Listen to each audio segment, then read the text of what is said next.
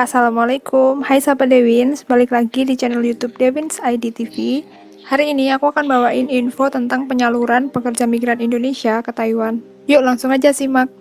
Berdasarkan artikel di laman suarapmi.com, pemerintah Taiwan tetap hentikan penerimaan PMI dari Indonesia hingga batas waktu yang tidak diketahui. Sehubungan dengan terus memanasnya kasus COVID-19 di Indonesia, per tanggal 18 Desember 2020, Pusat Komando Epidemi Sentral Taiwan atau CECC menyatakan seluruh proses pengiriman pekerja migran asal Indonesia ke Taiwan dihentikan hingga batas waktu yang tidak ditentukan dan akan dipertimbangkan kembali dengan melihat kondisi perkembangan situasi pandemi COVID-19 di Indonesia.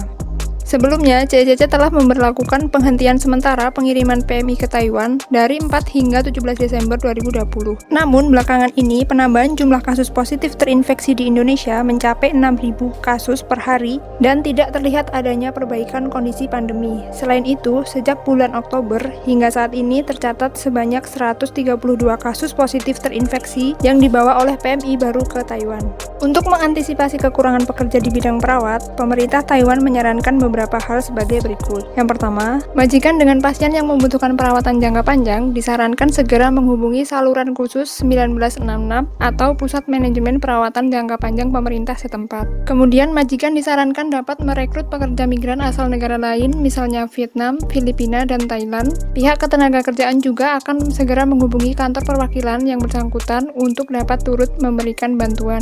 Yang ketiga, menyarankan majikan dapat merekrut pekerja lokal dan memberikan bantuan dana subsidi bagi majikan yang awalnya telah mendapatkan surat izin perekrutan PMA, namun dialihkan untuk merekrut pekerja lokal. Dan yang terakhir, majikan yang telah merekrut PMA dapat terus melanjutkan perpanjangan kontrak. Pihak ketenagakerjaan juga telah mengeluarkan berbagai kebijakan baru terkait perpanjangan PMA yang telah habis masa kontrak untuk dapat melanjutkan perpanjangan kontrak kerja yang ada. Beralih ke Indonesia, pemerintah Indonesia mempersiapkan negara baru untuk tujuan para PMI mulai tahun 2021. Kementerian Ketenagakerjaan akan fokus memperluas negara tujuan penempatan tenaga migran Indonesia pada tahun depan.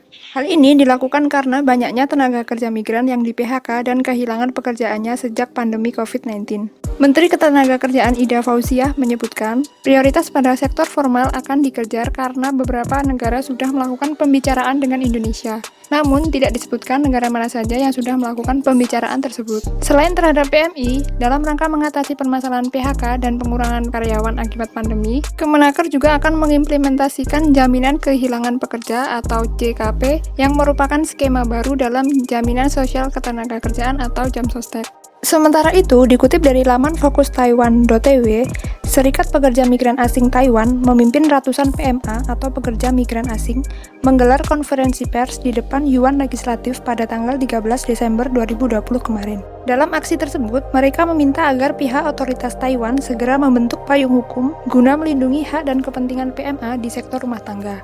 Tanpa perlindungan hukum, PRT yang mengalami cedera akibat kerja, tekanan emosional, dan penyakit seringkali diterlantarkan oleh majikan dan perantara kerja.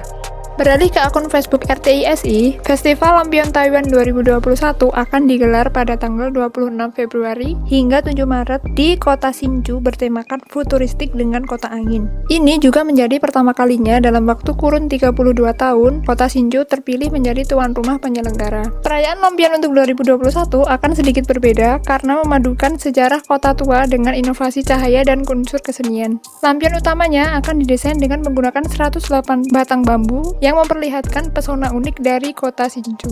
Jadi itu aja info kali ini. Jangan lupa like, comment, dan share. Thank you, bye-bye.